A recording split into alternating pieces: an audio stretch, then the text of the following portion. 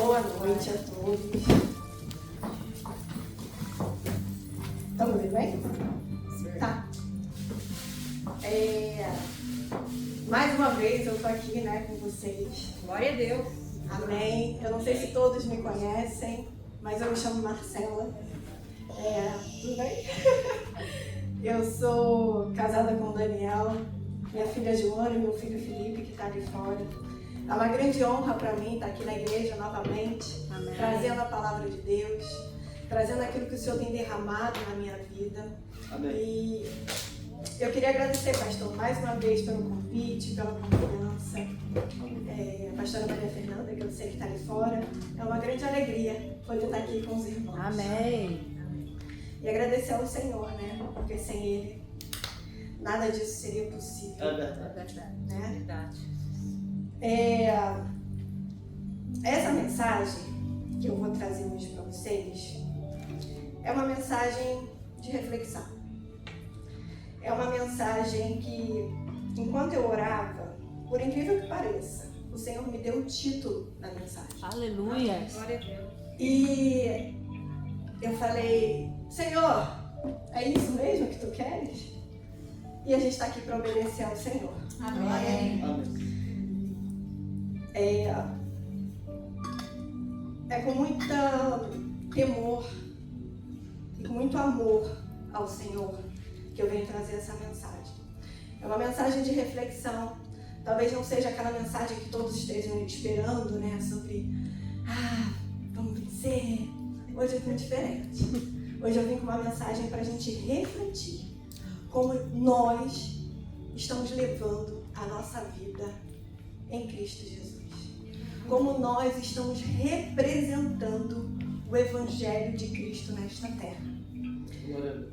E a mensagem, o tema da mensagem, vou colocar no tempo, senão eu acabo me perdendo.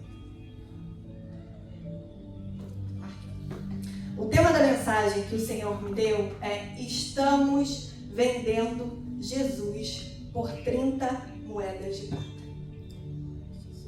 Essa foi a mensagem que ele me deu, que está lá em Mateus 26:14, que diz: Então, um dos 12, chamado Judas Iscariote, dirigiu-se ao chefe dos sacerdotes e lhes perguntou: O que me darão se eu entregar a vocês?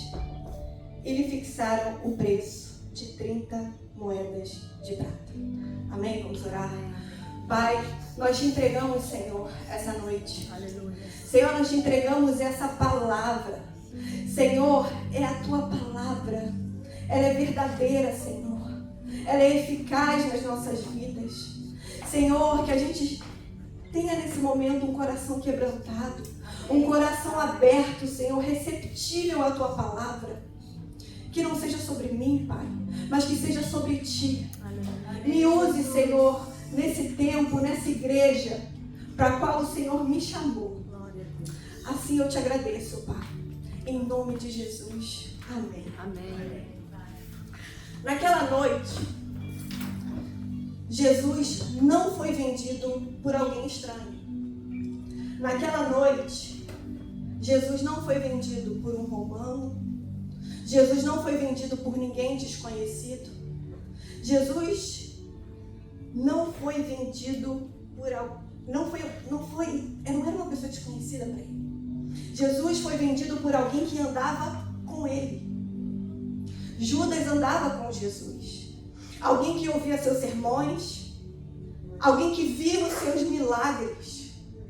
Alguém que se assentou à mesa com ele. Alguém que Jesus lavou os pés. E Judas entregou Jesus com um beijo. Um beijo que é uma representação de amor para nós.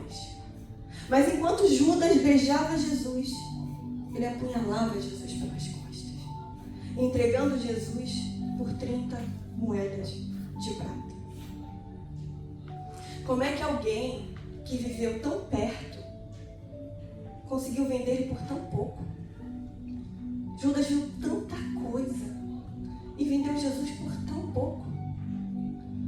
Mas a pergunta que eu quero deixar para vocês essa noite é: quanto nós temos vendido Jesus todos os dias? E enquanto eu estava orando, o Senhor me deu 3 tópicos para eu falar com essa igreja. E o primeiro tópico que eu vou falar com vocês é: vendemos Jesus porque nós não obedecemos a Ele. Deuteronômio 28:15 diz: entretanto, se vocês não obedecerem ao Senhor, o seu Deus, e não seguirem cuidadosamente todos os seus mandamentos e decretos que lhe dou hoje, todas essas maldições cairão sobre vocês e os atingirão. A mensagem que eu quero falar hoje não é sobre Judas, mas é sobre nós. O que nós estamos negociando. Deixa eu contar uma coisa para vocês. 99% de obediência não é obediência, é desobediência para Deus. Obedecer 99% não é obediência para Deus, é desobediência. Eu vou contar uma história para vocês que todo mundo conhece, mas eu quero ilustrar aqui para vocês. Está lá em Samuel, 1 Samuel 15. Deus fala o seguinte para rei Saul: rei Saul, você vai, vou te dar uma guerra e você vai vencer. A guerra contra os amalequitas. Mas chegando lá, você precisa exterminar aquele povo, você precisa matar aquele povo, matar os animais, destruir tudo. Absolutamente tudo. Não traga nada, ou seja, destrua tudo. Deixa lá. Deus tinha um propósito para isso, mas ele não revelou para o rei Saul naquele momento. Assim é com nós. Deus não vai nos revelar tudo quando ele pedir alguma coisa para nós. Saul vence a guerra. Só que Saul, sozinho, decide poupar o rei Agag. Ele simplesmente leva o rei Agag como prisioneiro. E não só levando o rei Agag como prisioneiro, ele decidiu levar o melhor despojo para Deus, para oferecer sacrifícios a Deus. Ele decidiu que Deus me deu a guerra, eu vou oferecer o melhor sacrifício para ele. Que lindo de Saul, né? É lindo do coração dele. Na cabeça dele, ele estava agradando a Deus, como se fosse um presente para Deus, porque o Senhor lhe deu a guerra. Mas foi isso que Deus pediu para ele? Não. Não foi isso que Deus pediu para o rei Saul. A intenção dele pode ser linda. Se não foi isso que Deus mandou, é desobediência. Saul desobedeceu a Deus, porque obediência parcial não é obediência, é desobediência. E o texto continua falando o quê? Que Samuel, o Senhor envia Samuel e fala: fale para o rei Saul, eu estou o rejeitando. E assim Samuel fez. Rejeitou o rei Saul. Desobedecer a Deus, gente, é muito sério. Às vezes a gente não leva tão sério desobedecer uma coisa ali ou aqui. Ainda que a vontade do nosso coração seja boa, mas a nossa vontade não pode se sobrepor à vontade de Deus. Ainda que a nossa vontade seja boa, a gente não pode desobedecer ao Senhor. E aí eu vou fazer uma conexão lá com o livro de Esther. No livro de Esther fala que existia um homem chamado Amã. Amã era um homem que odiava o povo judeu. Amã queria exterminar o povo judeu. Adivinhe de quem é a descendência de Amã? Do rei Agag. Daquele rei que o Senhor mandou destruir.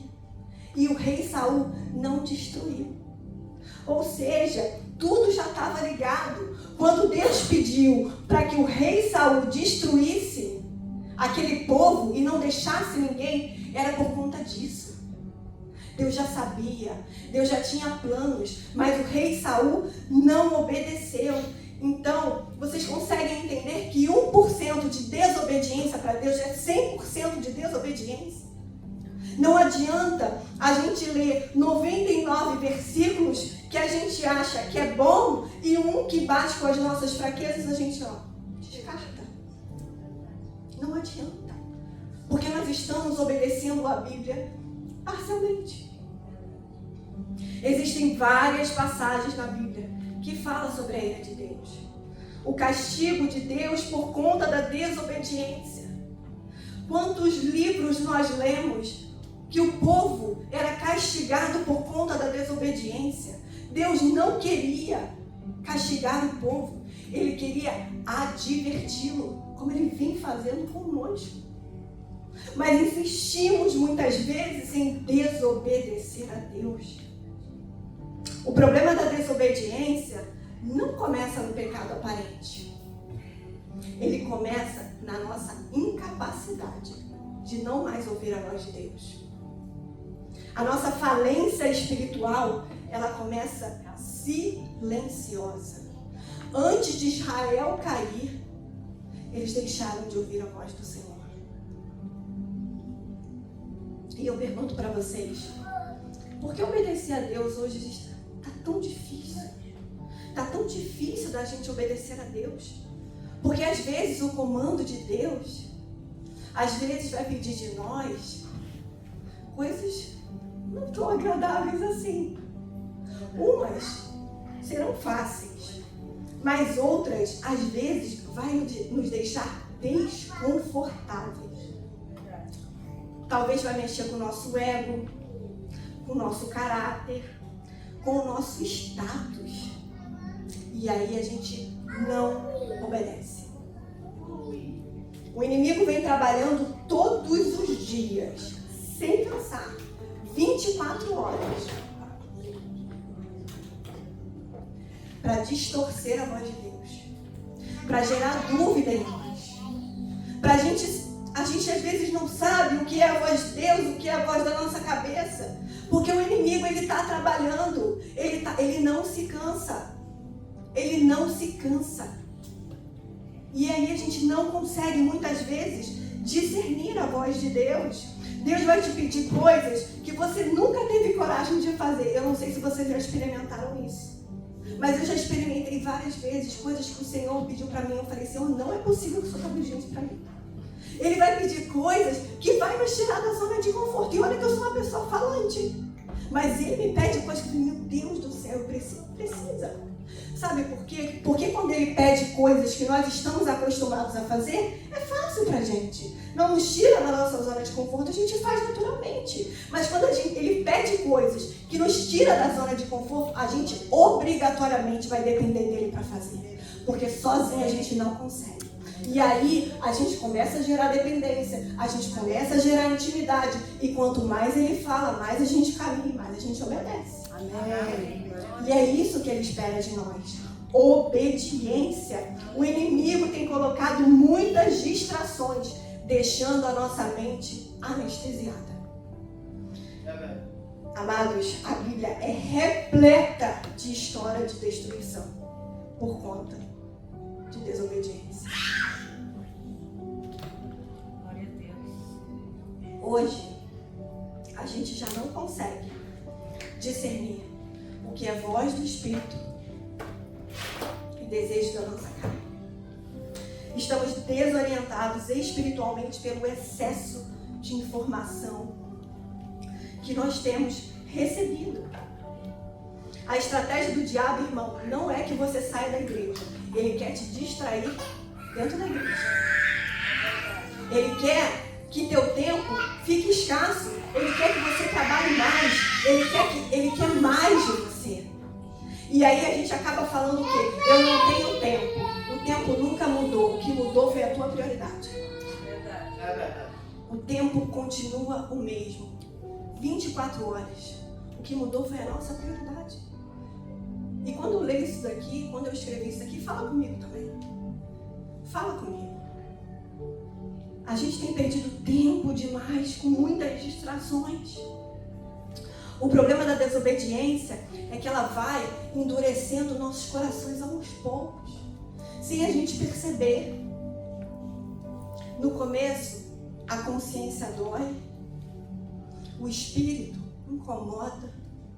Deus fala claramente, mas às vezes insistimos em ignorar a voz de Deus. E aí, nós vamos ficando insensíveis à voz dele. O pecado começa a parecer normal. A presença de Deus já não é mais desejada como antes.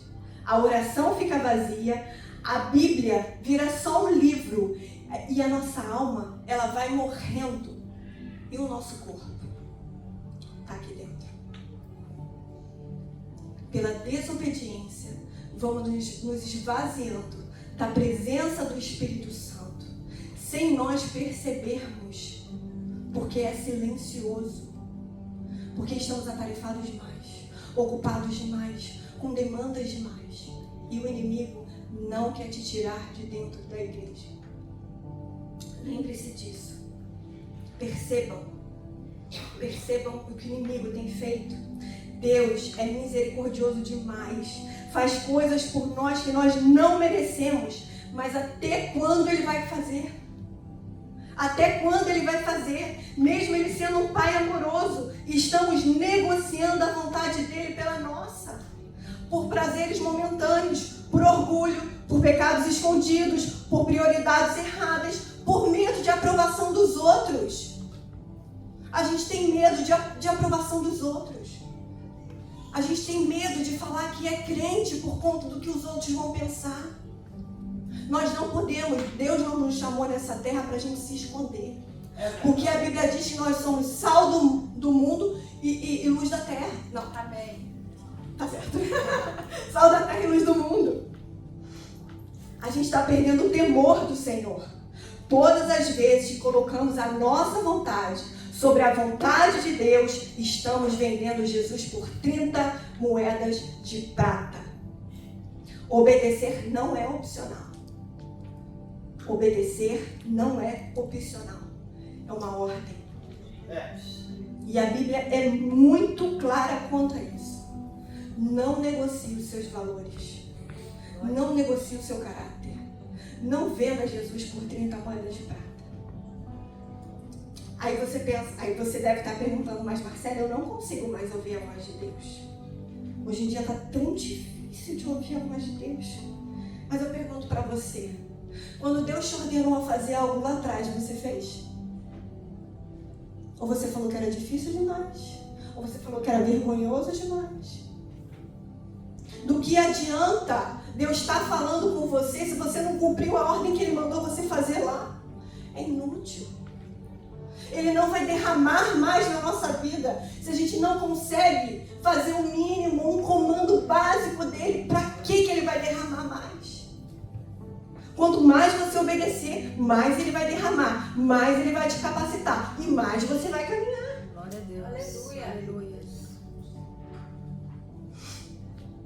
A obediência, ela nos guarda, ela nos protege, ela nos livra do mal. Escolher as coisas que vai obedecer não é obediência, é conveniência. Não queira ler uma Bíblia seletiva. O que te convém, eu abraço. O que não me convém, eu descarto. Lembre-se, obedecer 99% não é obediência, é desobediência. Não julgue você o que é bom, o que é ruim, do que Deus está mandando você fazer. A gente não tem capacidade para isso. Terão coisas que Deus vai mandar você fazer que não vão ser nem tão empolgantes assim. Outras vão parecer uau. Obedeça. Você pode ter certeza que aquilo que Deus te disser, Ele cooperará e te capacitará para o bem. Se você não somente fizer do jeito dele. Glória a Deus. E não do seu. Amém? Amém.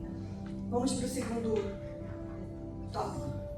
Vendemos Jesus vendemos Jesus porque estamos convencidos e não convertidos. Em Romanos 12:2 diz: não se amoldem ao padrão deste mundo, mas transforme-se pela renovação da sua mente, para que sejam capazes de experimentar e comprovar a boa, agradável e perfeita vontade de Deus. Aleluia.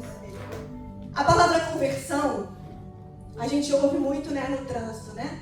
O carro está indo para um lado e quando faz a conversão, a gente muda completamente de direção. A gente muda de caminho, a gente muda a rota. A ideia é, eu estou indo para o ponto e me viro para o outro ponto. Trazendo para o nosso contexto cristão, a conversão é uma mudança de vida. É uma mudança de amores. O que eu amava, eu já não amo mais. A conversão, ela não pode ser apenas uma mudança de opinião. Ela precisa ser uma mudança de vida, uma mudança de caminho. Eu preciso abandonar uma vida centrada em mim e passar a viver uma vida voltada para Deus. Aleluia. É essa a conversão. Eu não vivo mais para mim, porque Cristo vive em mim. Amém. A mudança, ela precisa ser de dentro para fora. Eu preciso mudar dentro primeiro, para depois eu externar, eu mostrar que eu mudei. Se você não mudou fora, é porque o seu interior continua o mesmo, porque a conversão é mudança completa de caminho. Não tem como eu ir por um caminho que eu estava indo e mudar e permanecer como se eu estivesse indo para aquele lugar. Você não mudou. O problema não é a pessoa ser convertida, porque o convertido, ele ama Deus, ele deseja Deus, ele quer Deus, ele lê a Bíblia, ele quer Deus o tempo todo. O não convertido, ele não ama Deus, ele não está nem para Deus. Ele não quer Deus por algum motivo. Ele está longe. O problema aqui é ele ser convencido. Porque o convencido, ele nem está com Deus e nem está com aqueles que não estão com Deus. Ele está no meio, mas ele acha que tem Deus. E não tem. Esse é um lugar perigoso. Sabe por que é um lugar perigoso? Porque é o lugar onde Satanás trabalha. Aquela pessoa está achando que, tem Deus. Mas ela está vivendo uma mentira. Sabe por que ela vive uma mentira? Porque ela ainda não se decidiu. E aí Satanás aproveita essa oportunidade e trabalha na mente facilmente. A Bíblia fala em Apocalipse 13, 15, 16, diz: conheça as suas obras, sei que você não é frio e nem quente. Melhor seria se você fosse frio ou quente. Assim, porque você é morno, nem frio e nem quente, eu estou a ponto de vomitá-lo da minha boca. Vocês têm ideia de Deus nos vomitando porque nós não decidimos, ficamos no meio, em cima do muro. O morno, ele não é frio, mas ele acha que é quente. Ele está ali, ele conhece versículos, ele frequenta os cultos, ele frequenta pequenos grupos, pode até participar disso tudo, mas a vida não muda. A vida não muda. Não houve arrependimento, não houve renovação da mente. O que houve foi um convencimento da mente. É muito legal, gente, estar aqui. Um louvor maravilhoso, os irmãos rindo, os irmãos se abraçam, um ora pelo outro, tem uma comida boa depois, tem evento. A gente sabe que a gente vai ser abraçado, a gente sabe que a gente vai ser amado. Esse lugar é bom. E aí ele se convence pelo ambiente. Só que essa pessoa, ela ainda não se rendeu verdadeiramente a Cristo. Essa pessoa vai ao culto aos domingos ou aos sábados, pega a sua capa de santidade, vem à igreja. Quando sai da igreja, guarda a sua capa de santidade e durante a semana vive conforme os padrões deste mundo. Se o seu comportamento está igual ao padrão desse mundo, é porque você nunca saiu dele. Aí insiste em permanecer em lugares e ao lado de pessoas que não refletem a presença de Cristo. A gente precisa andar com pessoas que refletem a presença de Cristo. Eu falo para os meus filhos, o ambiente vence. O ambiente vence. Se você não for firme o suficiente, o ambiente ele vence. E a gente precisa permanecer com pessoas que andam em Cristo.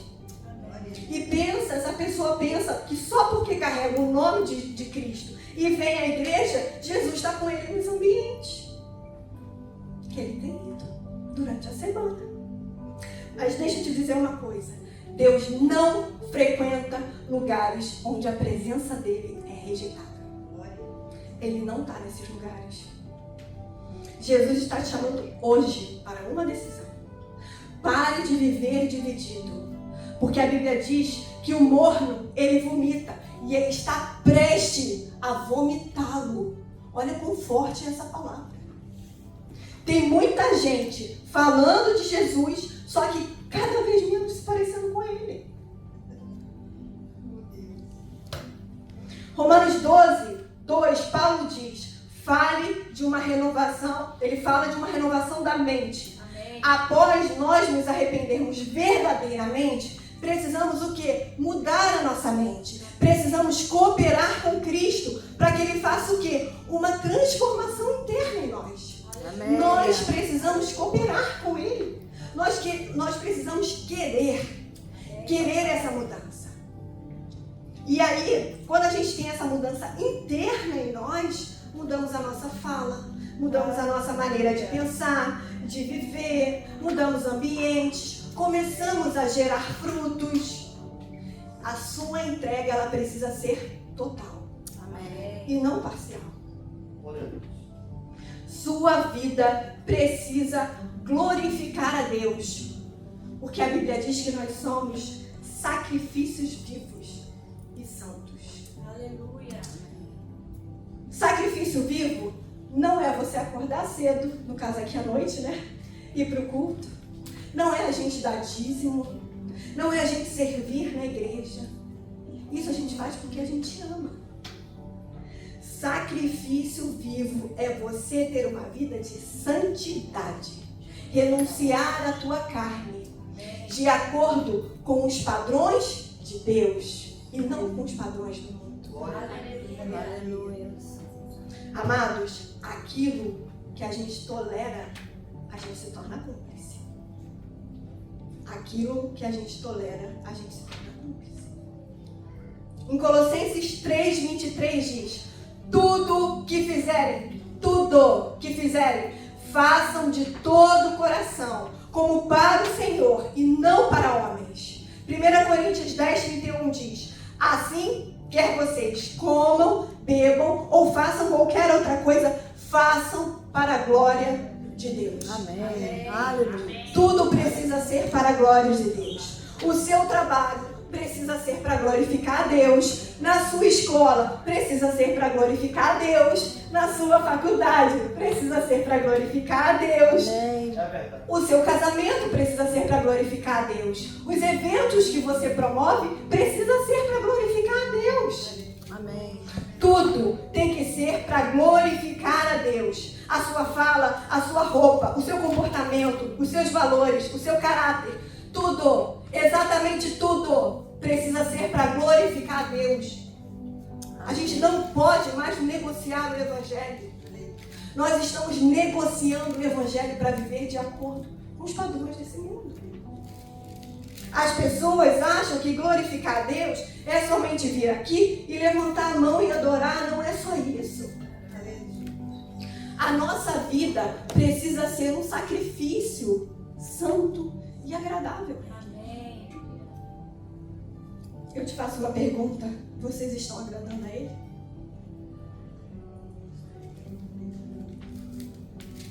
Paulo diz: não vos conformeis com este mundo, mas seja transformado pela renovação da mente, porque ainda estamos vivendo de acordo com os padrões deste mundo.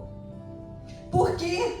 Paulo está falando aqui de uma metanoia, é uma mudança profunda da mente, é uma mudança completa, gente, é completa, é uma mudança de coração, é uma mudança real de vida, é reformar, é tirar tudo que estava velho e colocar novo. Amém.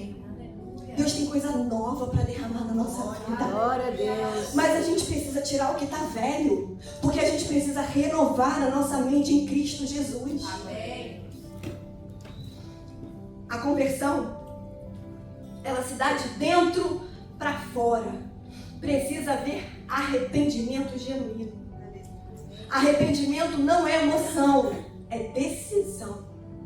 A gente precisa decidir todos os dias por Jesus. Amém. Amém. Todos os dias quando a gente acordar, eu falo porque eu faço isso. Senhor, eu te aceito todos os dias da minha vida.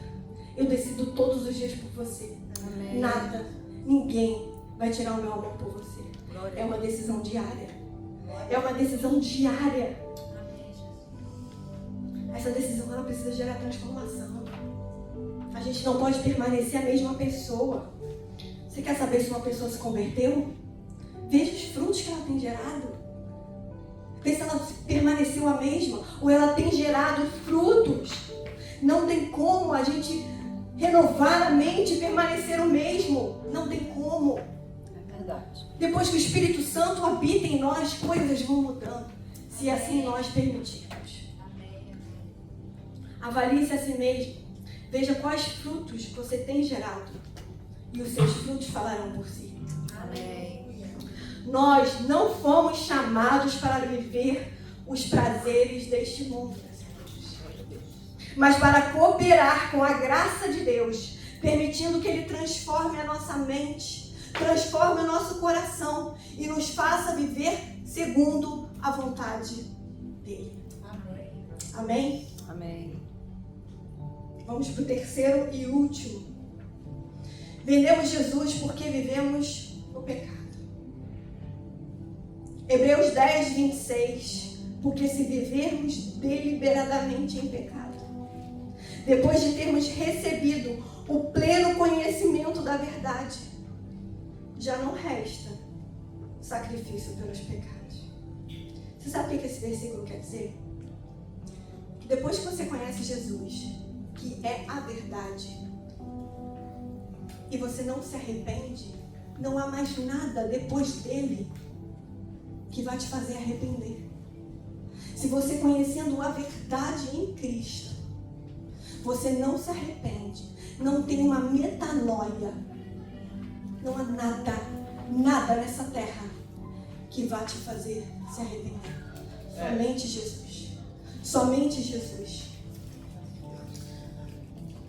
Mas eu sei que deve estar todo mundo pensando. Mas todo mundo peca, Marcela. Eu sei que todo mundo peca. Afinal, nós vivemos num mundo de pecado. Nós vivemos num mundo onde a Bíblia diz que jaz o maligno. O mundo jaz o maligno. Jesus disse àquela mulher lá em João 8:11, vá e não peques mais. Foi o que ele disse. Ele não disse para ela, eu te perdoo e você tem toda a liberdade de continuar pecando. Ele não falou isso para aquela mulher. Ele disse, os seus pecados estão perdoados, vá e não peque mais. A diferença de quem busca a santidade é que quando nós pecamos, nós nos arrependemos. Nós não sentimos mais prazer no pecado. Ou não deveríamos sentir mais prazer no pecado. O pecado para nós deixa de ser prazeroso, se torna vergonhoso. Mas tem aquela pessoa que não se importa. Peca e está tudo bem, sente prazer nisso e continua pecando. Não é somente um erro que te afasta de Deus, mas é a conveniência confortável com aquilo que você já sabe que está errado também, mas aí você prefere ficar no pecado, porque é mais prazeroso satisfazer os desejos da sua carne. Ao sair desse lugar que o Senhor já te mandou sair. O Senhor já mandou algumas pessoas saírem de lugares, largarem alguns altares, largarem alguns amores. Só que o desejo da carne está falando mais alto. E lembre que nós precisamos obedecer. Obedecer 99% não é obediência, é desobediência. Amados, tem coisas que nós já vencemos no discurso, mas nós não vencemos na decisão. Nós falamos e não fazemos. Porque não é só o pecado que você comete que te afasta da presença de Deus, mas é o ambiente que você cria ou insiste em não sair para ficar convivendo com Ele.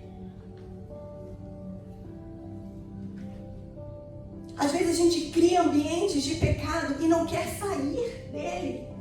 Você sabe que é errado, mas continua se justificando, continua mantendo por perto, continua tratando como se não fosse tão grave assim, porque você não consegue se libertar, continua achando que não tem nada a ver. Eu falo para os meus filhos, o nada a ver é de Satanás. Quando a gente é confrontado com algumas situações e a gente fala nada a ver, cuidado. Cuidado. Porque o Satanás está querendo te enganar. Ele está querendo te enganar. E aí, você não sabe o que fazer. Irmão, irmã, infelizmente hoje a gente está relativizando a Bíblia, a palavra de Deus. E nós não podemos fazer isso. Deus não nos chamou para isso. Deus nos chamou para a obediência por completo. Não insista em estar em lugares que Deus já falou que era para você sair. Você insiste em interpretar a Bíblia do seu próprio jeito, só para continuar pecando. E fala que se a Bíblia não está escrita exatamente daquele jeito, nada a ver.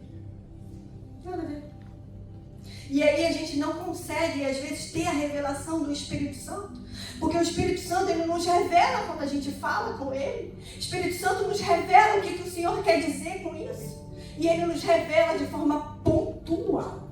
Mas a gente precisa perguntar. A gente precisa perguntar.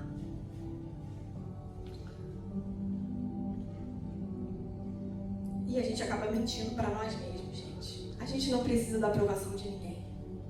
Aos poucos, com esse monte de desculpas que você dá para você mesmo, o seu coração vai se acostumando com aquilo que você deveria confrontar. Olha, deixa eu te falar uma coisa. Deus não está esperando perfeição de ninguém aqui. Nem minha, nem sua, nem de ninguém.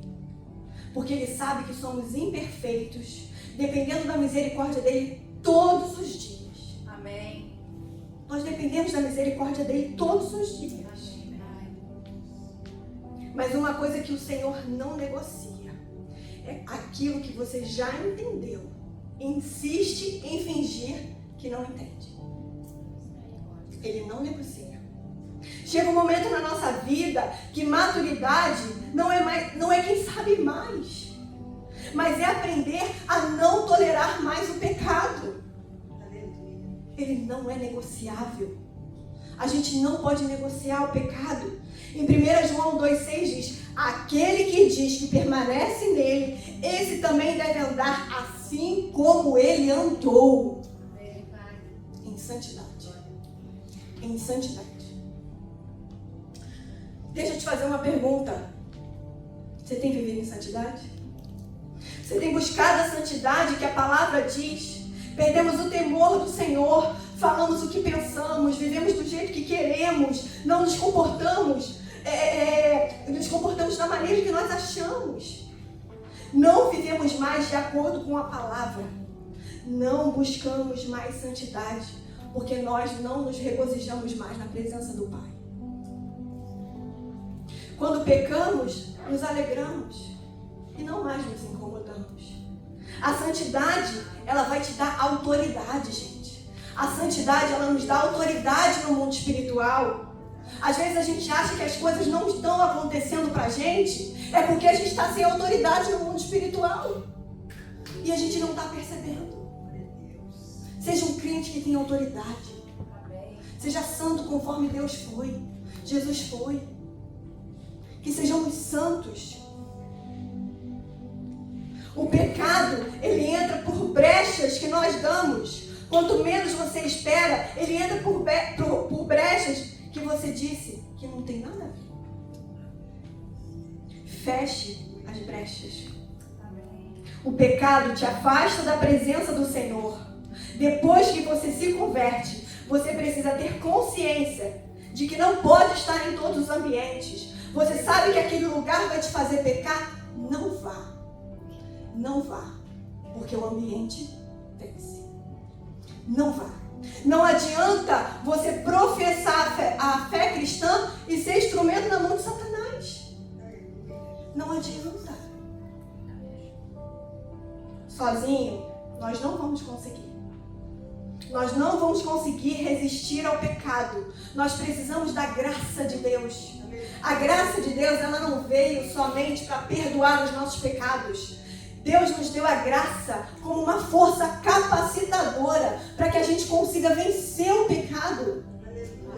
Ela não é um instrumento vazio. Ela nos capacita a vencer o pecado. E ela está disponível para nós. Ela está disponível para nós. E se a Bíblia fala que é possível ser santo, então é possível através do Espírito Santo da graça. Em 1 Pedro diz, 1,15: mas assim como Ele é santo, aquele que o chamou, sejam santos vocês também, em tudo que fizerem, pois está escrito: sejam santos, porque eu sou santo. Ser santo não significa errar, mas ser separado para Deus, buscando a sua vontade. Amém. Aleluia. Falar de Jesus não é suficiente. Mergulhar na água não é suficiente. Se você não quiser mudar.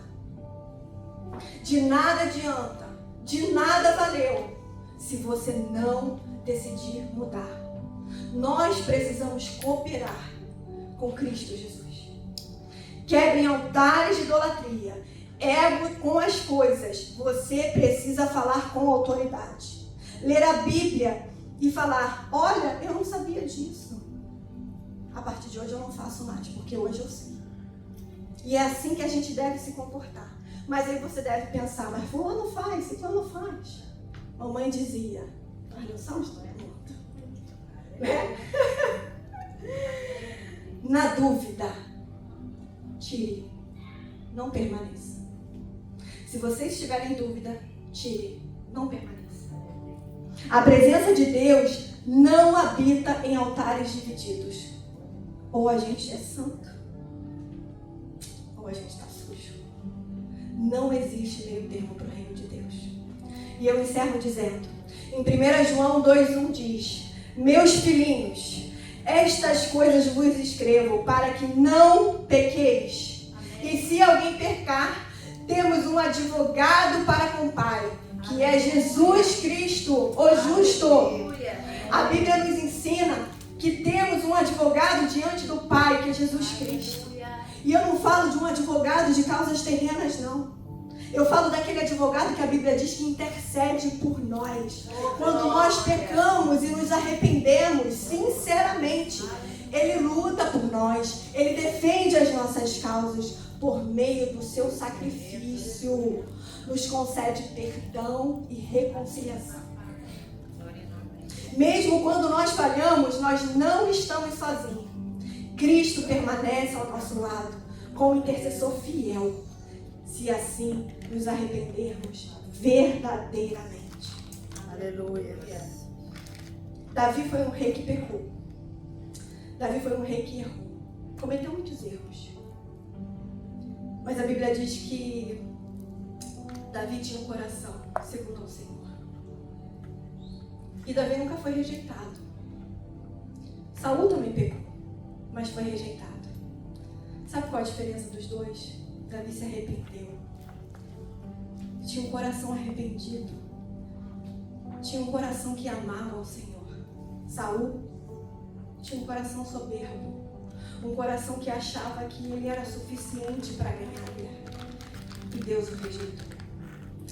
O Senhor deixa a Bíblia como manual de vida para a gente seguir.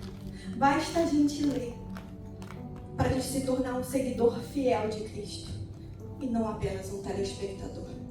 Amém. Amém. Deus abençoe vocês. Muito Glória a obrigada.